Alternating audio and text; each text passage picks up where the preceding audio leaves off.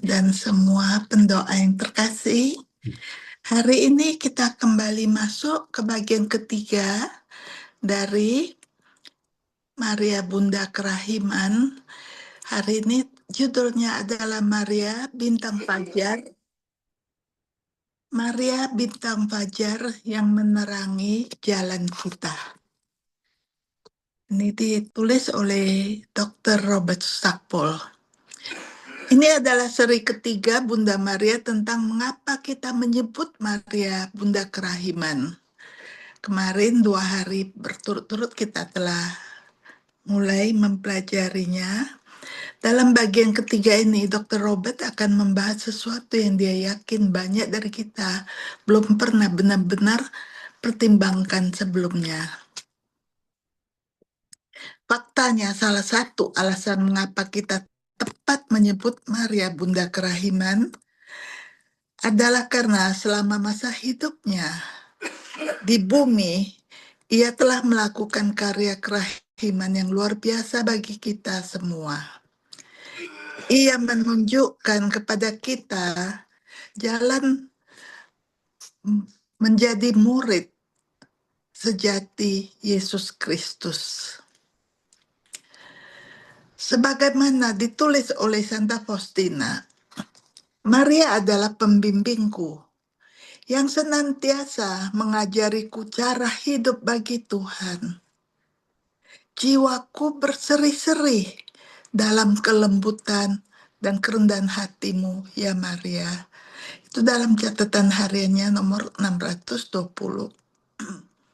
Di satu sisi, Maria mengajari Santa Faustina cara menjadi murid sejati Yesus Kristus melalui kata-katanya, nasihatnya, untuk mengamalkan kebajikan-kebajikan. Misalnya, kita bisa dapati dalam buku catatan harian Santa Faustina nomor 1711. Ketika aku ditinggalkan sendirian bersama Santa Praul Maria, ia mengajariku kehidupan batin. Ia berkata keagungan jiwa yang sejati terletak pada mengasihi Tuhan dan merendahkan diri di hadapannya. Sepenuhnya melupakan diri sendiri dan menganggap diri bukan apa-apa. Karena Tuhan itu agung, tetapi ia hanya berkenan kepada orang yang rendah hati. Ia selalu menentang orang yang sombong. Dalam buku catatan harian nomor 1415, Maria menyampaikan pesan kepada Faustina yang berfokus pada pentingnya 3 kebajikan di atas segalanya. Maria berkata kepadanya, "Aku ingin putriku terkasih, agar engkau mengamalkan 3 kebajikan yang paling kukasihi dan yang paling menyenangkan Allah. Yang pertama adalah kerendahan hati dan sekali lagi kerendahan hati. Kebajikan kedua adalah kemurnian. Kebajikan ketiga adalah kasih kepada Allah. Sebagai putriku, engkau harus memancarkan kebajikan-kebajikan ini secara khusus." Di sini Maria mengajarkan kita bahwa kerendahan hati adalah satu-satunya tanah yang subur, yang darinya pertumbuhan rohani dapat muncul. Jika tanah kerendahan hati tidak ada di dalam diri kita terlebih dahulu, tidak ada kebaikan di dalam diri kita yang dapat tumbuh dan berbuah. Dengan kata lain, jika kita tidak dapat terlebih dahulu dengan rendah hati mengakui kebutuhan kita akan Bapa Surgawi, kebutuhan kita akan pengampunannya atas masa lalu kita, kekuatannya di dalam kita untuk masa kini, dan terang penuntunnya untuk masa depan kita. Jika kita tidak dapat mengakui kebutuhan kita akannya dengan cara-cara ini, kita akan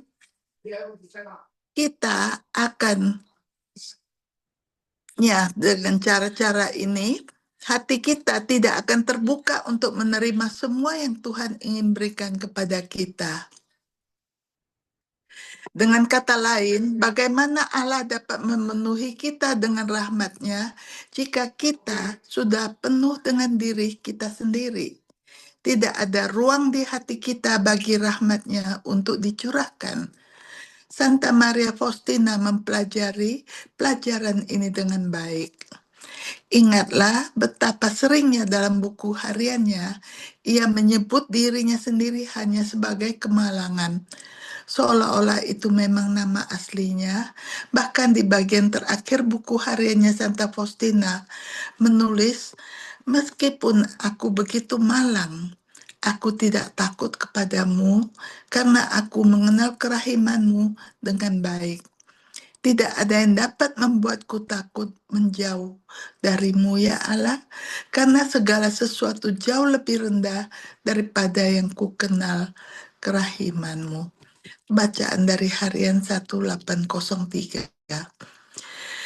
Di sisi lain, meskipun Maria adalah instruktur yang baik bagi Santa Faustina, dalam perkataan kita tidak boleh berpikir bahwa inilah satu-satunya cara ia mengajar Santa Faustina bagaimana menjadi murid Kristus yang sejati. Yang lebih penting bagi Santa Faustina dan bagi kita semua adalah bahwa Maria mengajarkan kita tentang pemuridan sejati melalui teladannya sendiri yang terpancar dari halaman-halaman Injil. Ini saya ambil dari Marian Congregation ya, dari Maria dikandung tanpa noda, di mana mereka memakai ini sampai hari ini sebagai dipakai sebagai tradisi spiritual yang panjang dalam merenungkan keutamaan Maria. Jadi di sini ditulis di abad ke-18 ada 10 hal yang diberikan sebagai keutamaan Injil Maria adalah bintang berujung 10 dengan setiap sinar mewakili satu keutamaan. Setelah satu pendiri suci mereka yang paling awal, yaitu sekarang udah jadi santo, Kazimierz Wojtyłacki yang sudah dikanonisasi di tahun 2000 kemarin, membuka meditasinya sendiri tentang keutamaan Maria dengan kata-kata berikut nih. Maria adalah bintang mulia yang terbit dari keluarga Yakub yang sinarnya menerangi seluruh dunia. Maka marilah kita cermati terbit dan bergeraknya bintang yang paling terang ini. Mari kita mengikutinya. Marilah kita bangkit dari tidur akibat dosa. Jika kita ingin melihat bintang fajar ini terbit, kita harus dengan tekun meneladani 10 keutamaan perawan Maria. Sebagaimana sebuah bintang pernah menuntun ketiga orang najus kepada Yesus ketika ia terbaring di kandang Bethlehem, demikian pula bintang fajar ini yang bersinar dengan 10 sinar kebajikan Injil ini akan menuntun kita kepada Yesus yang duduk di sebelah kanan Bapa di kerajaan surga. Mari kita tinjau secara singkat 10 sinar bintang fajar ini, di mana kita bisa menjadikan teladan kebajikan Maria untuk menerangi jalan bagi kita. Yang pertama adalah kemurnian. Keutamaan yang kedua, keutamaan Injil Maria yang kedua adalah kehati-hatian. Kebajikan yang keempat Maria adalah iman. Yang keempat adalah devosi. Yang kelima adalah ketaatan. Yang keenam adalah kemiskinan. Ketujuh adalah kesabaran. Kedelapan adalah belas kasihan. Yang ke-10 adalah duka cita. Saya masih kurang satu ya. Kurang satu kali ya. Coba saya perhatikan sebentar sini. Sorry. Ya, yang pertama adalah kemurnian. Yang kedua adalah kehati-hatian. Yang ketiga adalah kerendahan hati. Yang keempat adalah iman. Yang kelima adalah devosi, karena Bunda Maria adalah pendoa, adalah ketaatan. Yang ketujuh adalah kemiskinan, kedelapan adalah kesabaran, kesembilan adalah belas kasih, dan kesepuluh adalah duka cita. Jadi di sini kita telah melihat semua ini. Jadi kita tutup dengan doa.